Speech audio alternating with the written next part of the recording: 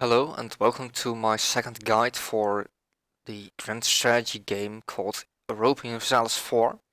I'm John of Rome and today we will be talking about custom nations and the random setup nations for randomly generating a whole world. So first of all you want to click this button and it will tell you to select a province for the capital. Now, if you want to make sure that over here you want to make sure that you have a good province as your capital.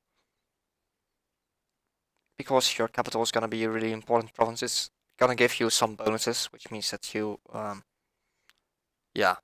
have an advantage if you have a high development province as your capital. So right now, Constantinople has a pretty decent development, so I will take Constantinople as my capital. As you can see, I've just generated a country. It has a randomly generated flag.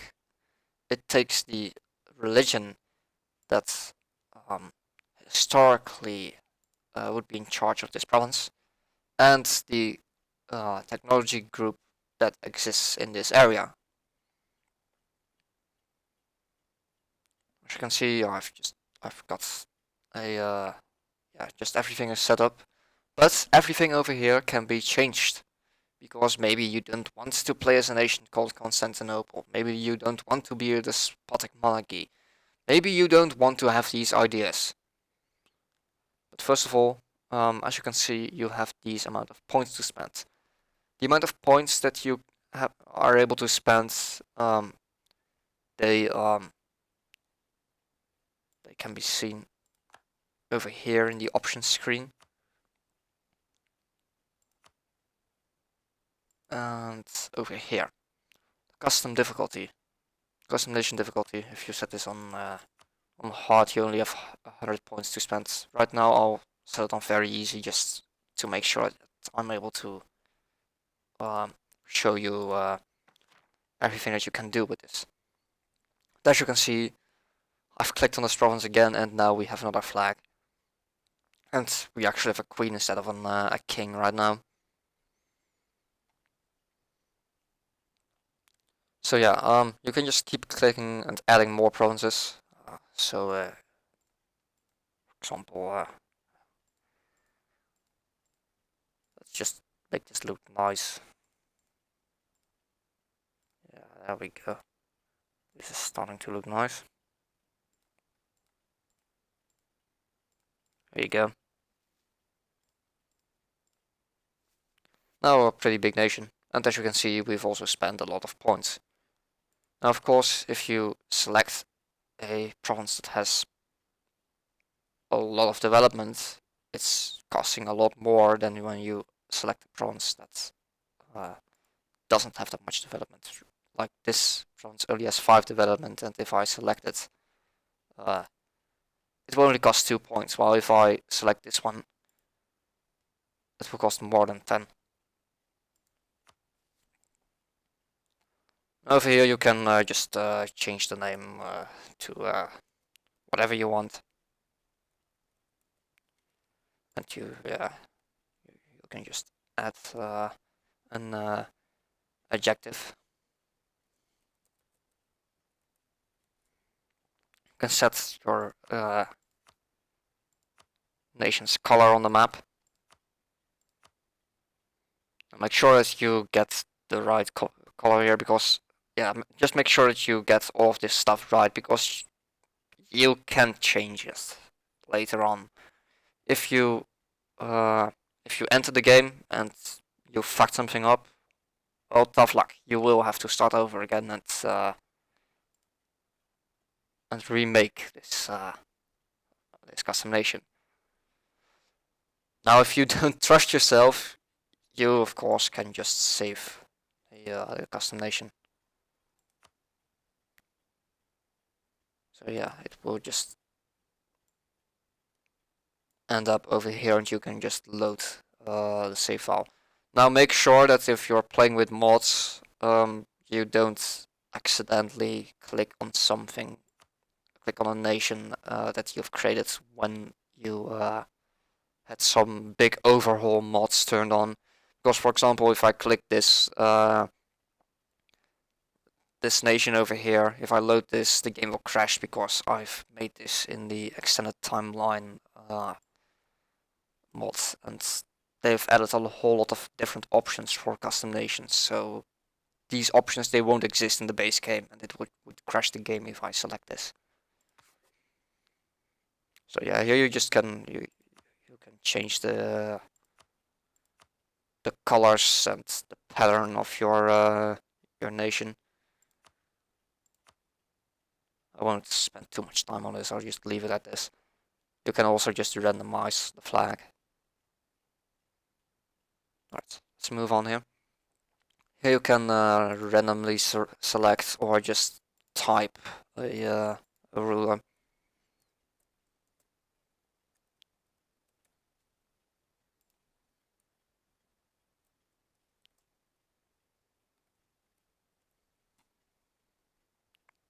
So yeah, that's basically here you can say for you can spend points on how good your ruler is, all the way up from 0 to 6 in all these 3 categories, and you can also set how old your ruler is. Now, of course, it's a lot more expensive to have a good ruler than to have a bad ruler. And also, if you have a bad ruler who is young, will, I think, cost you less points than if you make him very old. No, actually, no. No, that's actually, that's stupid, because then you just get a old ruler and make this guy insanely good. Ah, look, this is costing points. But yeah, now you can make sure that this guy hopefully will die soon, and you'll get a good heir. Yeah, that has a lot of points, because yeah, having a good ruler early on could really make a difference. But usually I go for bad rulers, so I can spend a lot of points on the next step. Not the next step actually, although over here I will still spend some points. Over here you can just set the culture that you want to get. There's an insane amount of cultures that you can choose from. But yeah, it's other than a name on the map, it won't change that much. But yeah, if you want to get some I don't know, some Southern African tribe to rule Byzantium, then here you go. We now did this. You can choose your religion. Now the religions, I think, no, they don't even cost points. Or do they? No, they don't cost points. But yeah, all different religions give you different bonuses. So yeah, you'll just have to find out which one you want to pick for this. I don't want to get into this that deep, because I want to talk about religions in another guide. But yeah, it's also, of course, there's a religion map mode, which I can't see right now because there's custom setup, random setup. I mean, but yeah, it would just be another thing that looks different on the map, and a lot of people that play EU4 play it to basically paint the way that they will paint the map the way they want the map to look in all different map modes. So yeah, you can pick a religion. There's even some religions that already were extinct at this time, like Norse. And again, other mods could add a whole lot of different options.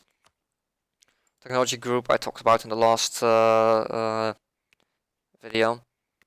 It will give you some bonuses on your unit types. And basically, if you're playing in in the new world.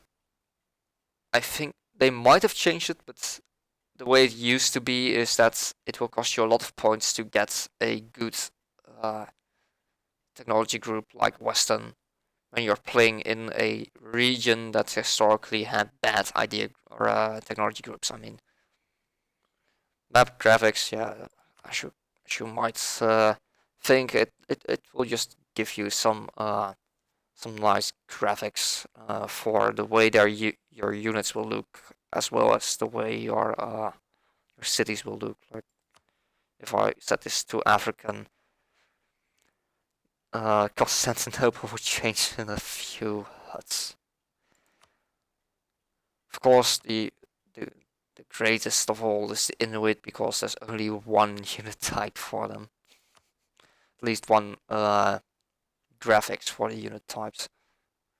I don't think there's actually a Inuit culture group or Inuit technology group that you can select.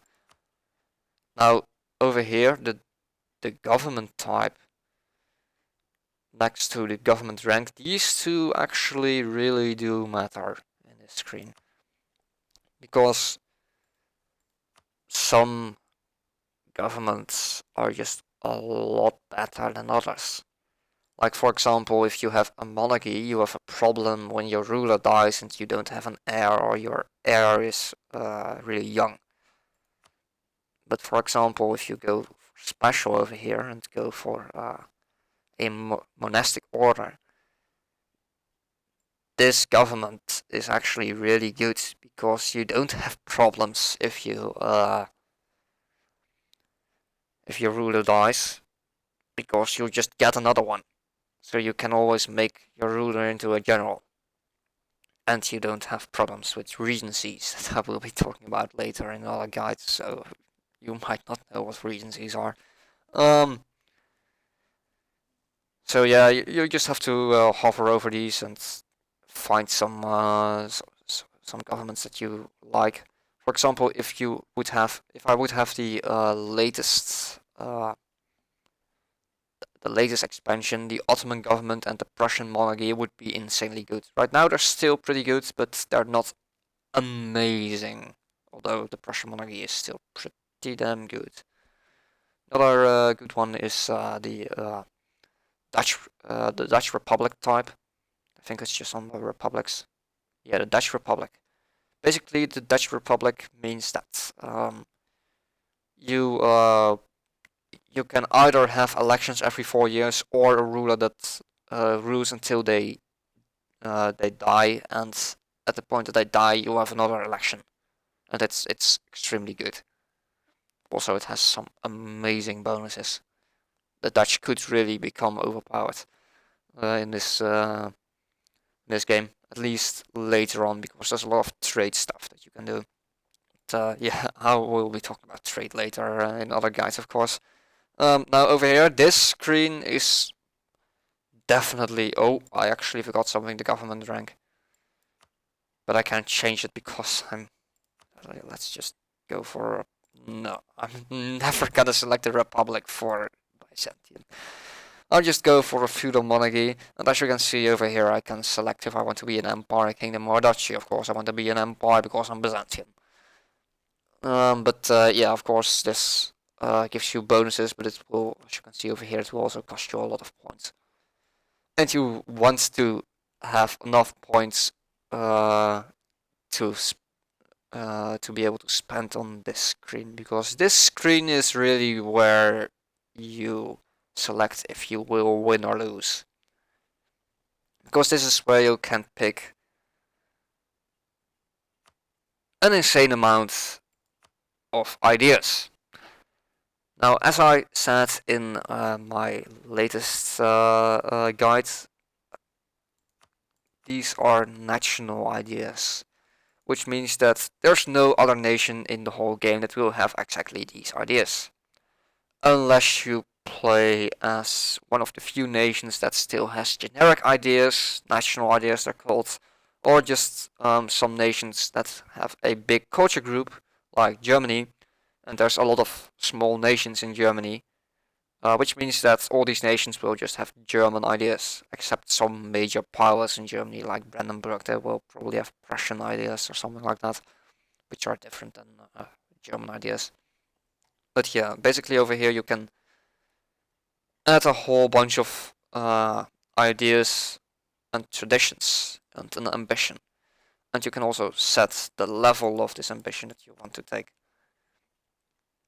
Now, first of all, these two are gonna be really important early game, because the traditions, these are bonuses that you will get as soon as you start the game.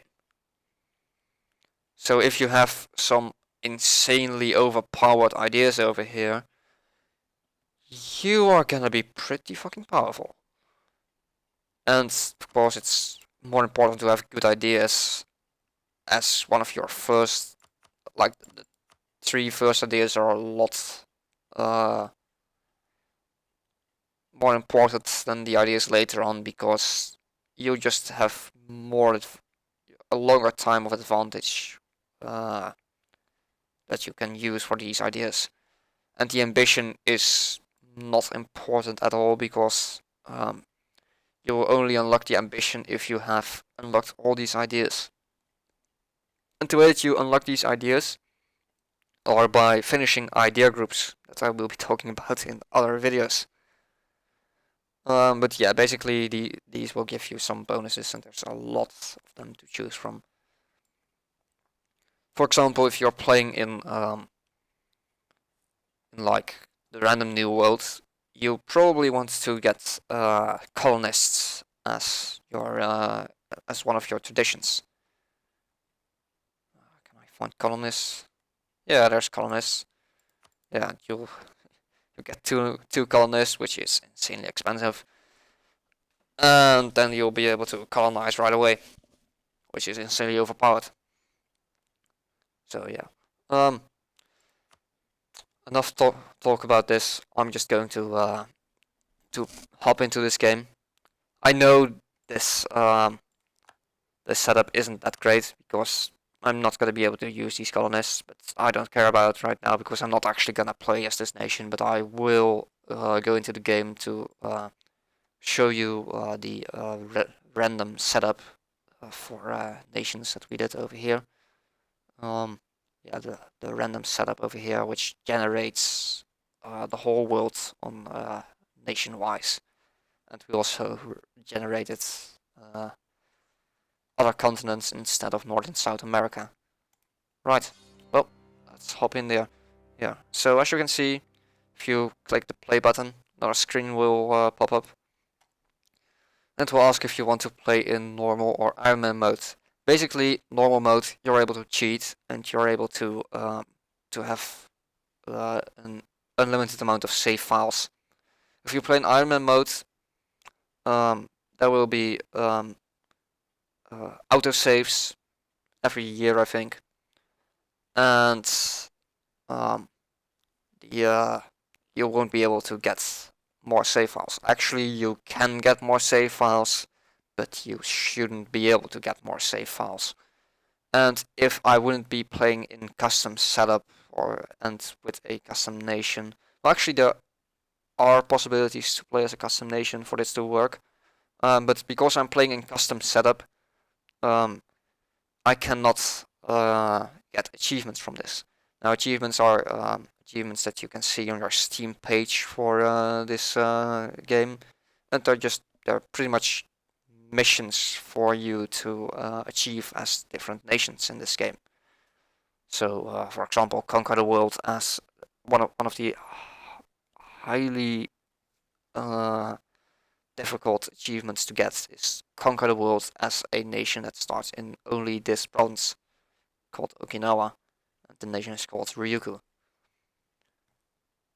But yeah, for now I'll just play normal mode, so I can get rid of the fog of war,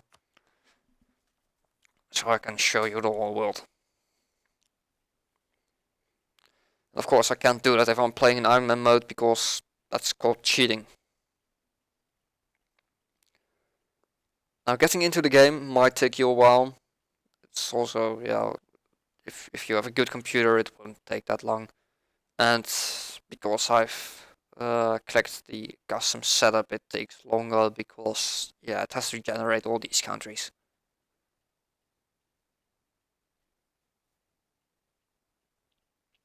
And don't worry about this. It's not gonna be a problem to load every time. I think the next time you will load this, if you would save this game on the first day of the game and reload it, it will probably go a lot faster than it's going right now.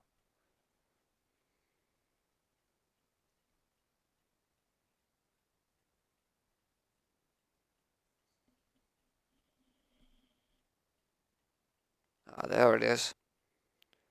So yeah, click on this button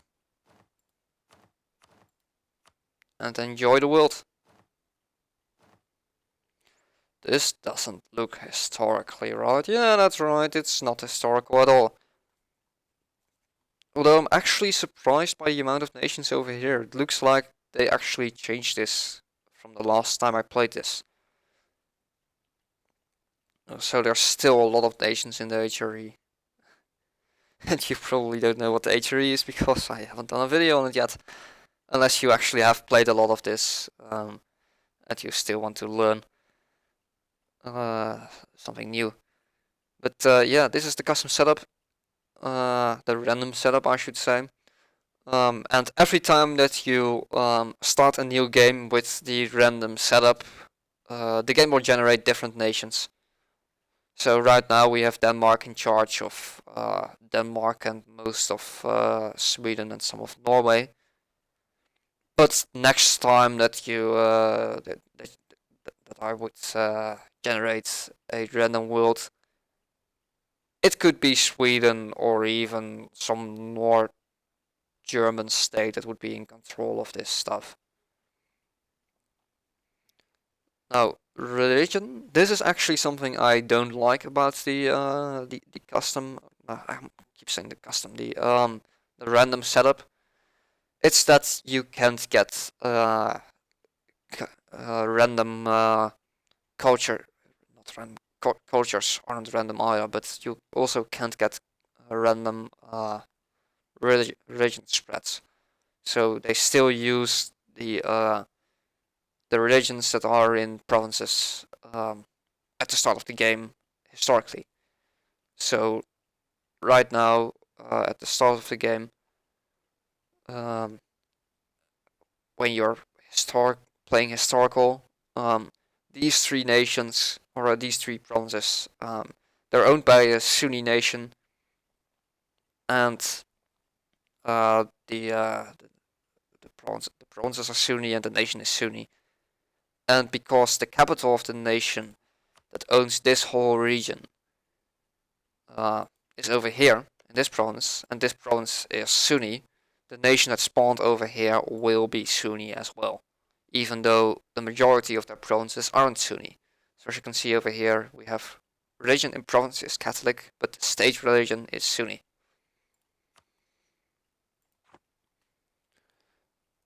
Now I'll just type some cheat code called Thai.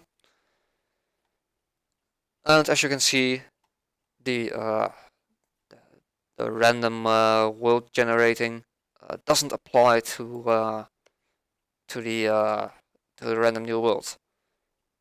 Now, if I wouldn't have selected the random new world, if it would have just been North and South America, it would have generated random countries over here. As you can see, the rest of the world does have custom nations, or random nations, I mean.